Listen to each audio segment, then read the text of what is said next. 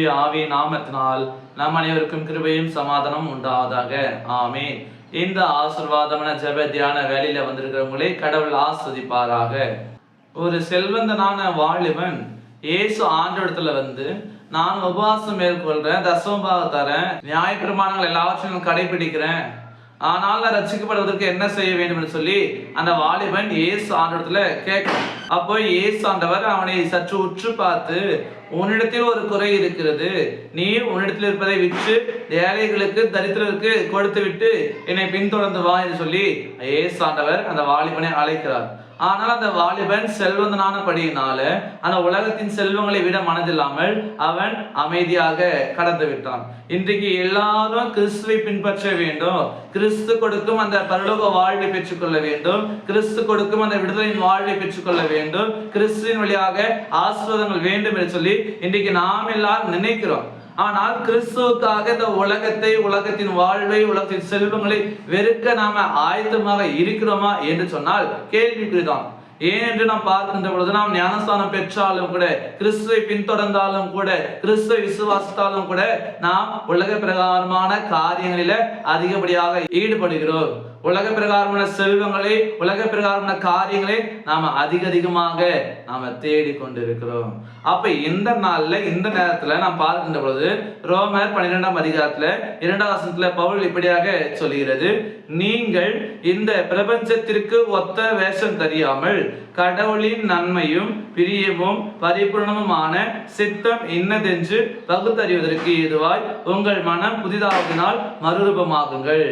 அப்ப பார்க்கின்ற பொழுது பவுல் சொல்றாரு, நீங்க இந்த பிரபஞ்சத்திற்கு ஒத்த வேஷம் தெரியாம, அப்ப நீங்க இந்த பிரபஞ்சத்திற்கு ஏற்ற காரியத்தை தேடாம, இந்த உலகத்திற்கு ஏற்ற வாழ்வை நீங்க வாழாம, கடவுளின் நன்மையும் பிரியமும் பரிபூர்ணமான சித்தம் என்னதென்று பகுத்தறிவதற்கு ஏதுவாய் உங்கள் மனம் புதிதாவதினால் மறுரூபமாகுங்கள் சொல்லி சொல்றாரு. அப்போ நாம இன்றைக்கு இந்த உலக பிரகாரமான வாழ்வை தேடாம கடவுளுக்கு ஏற்ற வாழ்வை நாம வாழுவோம். நம்முடைய மனங்கள் புதிதாவதினால் நாம் மறுரூபம் அடைவோம். இயேசு ஆண்டவர் மறுரூபம் அடைந்த பொழுது அவர் எப்படி பிரகாசமா இருந்தாரோ, இன்றைக்கு நாம கூட மெய்யாகவே மறுரூபம் அடைகிற பொழுது நம்முடைய வாழ்வு பிரகாசமா இருக்கும். அப்போ இன்றைக்கு நாம மறுரூபம் அடைய வேண்டும் என்றால் நம்முடைய பலத்தினால முடியாது, நம்முடைய சக்தியினால முடியாது, நமக்கு உண்டான செல்வத்தினால முடியாது. அப்போ நாம் எப்படி மறுரூபம் அடைய முடியும் என்றால் இயேசுவால மாத்திரமே முடியும். ஏனென்றால் இயேசு ஆண்டவர் வெள்ளினாலும் அல்ல, பொன்னினாலும் அல்ல, தமது வெளியேறப்பட்ட ரத்தத்தாலே நம்மை மீட்டெடுத்திருக்கிறார். அவருடைய ரத்தத்தால நாம கழுவப்பட்டிருக்கிறோம். இயேசுவே நம்மை ரட்சிக்கிறார்.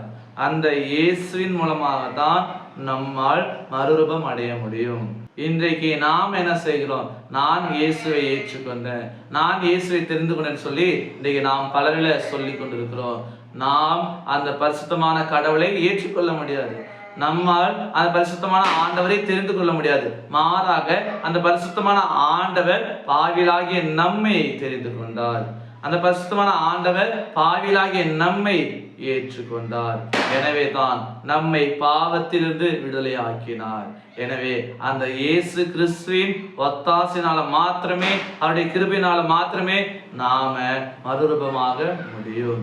இந்த வார்த்தை பிரகாரமாக நாம உலகத்திற்கு ஏற்ற வாழ்வை வாழாம கடவுளுக்கு ஏற்ற வாழ்வை வாழுவோம்.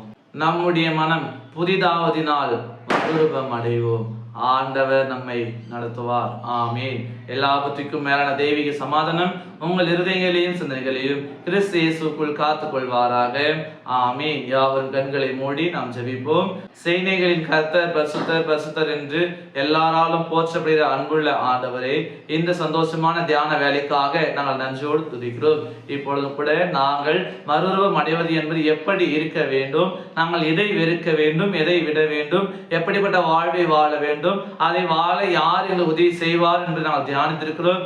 அப்படியாக இனி வரக்கூடிய காலங்களில் நாங்கள் உம்முடைய ஒத்தாசையினால எங்களுடைய மனங்கள் புதிதாவதினால் மறுரூபம் அடைந்து உம்முடைய நாமம் மகிமைக்கென்று உமக்கு ஏற்ற நல்ல வாழ்வை நாங்கள் வாழ்வதற்கு நீர் எங்களை உதவி செய்துள்ள வேண்டுமாய் நாங்கள் ஜெபிக்கிறோம். உலகத்தின் காரியங்களை உலகத்தின் மேன்மையை நாங்கள் தேடாதபடிக்கு நீர் எங்களை நடத்திட வேண்டுமாய் நாங்கள் வேண்டி நிற்கிறோம். இந்த நாள் எங்களுக்கு ஆசீர்வாதமான நாளாக இருக்கட்டும். இந்த நாளிலே தடைப்பட்ட எல்லா விதமான காரியங்கள் எல்லாவற்றையும் எங்களுக்கு வாய்க்க செய்துள்ள வேண்டுமாய் நாங்கள் ஜெபிக்கிறோம். நாங்கள் கையிட்டு தோங்குகிற ஒவ்வொரு காரியங்களையும் நீதாம் எங்களுக்கு வாய்க்கப்பட வேண்டுமாய் நாங்கள் வேண்டி நிற்கிறோம்.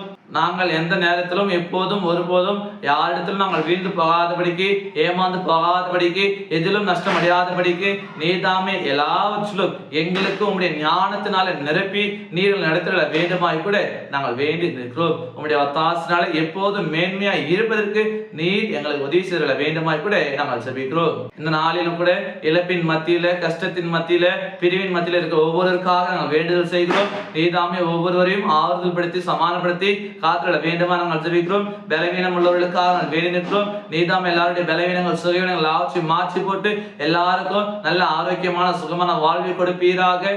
படிக்கிற பிள்ளைகளுக்காக ஒவ்வொரு வாலிப சகோதர சகோதரிகளுக்காக நாங்கள் ஜெபிக்கிறோம். நீதாமே கண்ணோக்கி பார்த்து ஒரு புதிய சமுதாயமாக கட்டி எழுப்ப வேண்டுமாய் கூட நாங்கள் வேண்டி நிற்கிறோம். சிறப்பாக இந்த நாளிலும் கூட பிறந்த நாளே திருமண நாளை கொண்டாடுகிற எல்லாரையும் ஆசிரியம் நீதாமே புதிய நன்மையினால புதிய கிருபையினால முடிச்சூட்டி காத்திட வேண்டுமாய் நாங்கள் வேண்டி நிற்கிறோம். தொடர்ந்து நீர் எங்களோடு நிலைத்திருப்பீராக.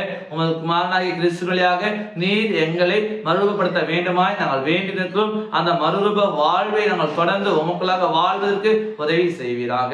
நாங்கள் கேட்டவைகள் குறைவு ஜெபிக்க மற அநேக எல்லாவற்றையும் அறிந்திருக்கிறேன் என்ற விசுவாசத்தோடு இந்த சிறிய ஜெபத்தை இயேசுவின் வழியே ஜெபிக்கிறோம் பிதாவே, ஆமீன். அனைவருக்கும் சோசனம். கடவுள் உங்களை ஆசீர்வதிப்பாராக. ஆமீன்.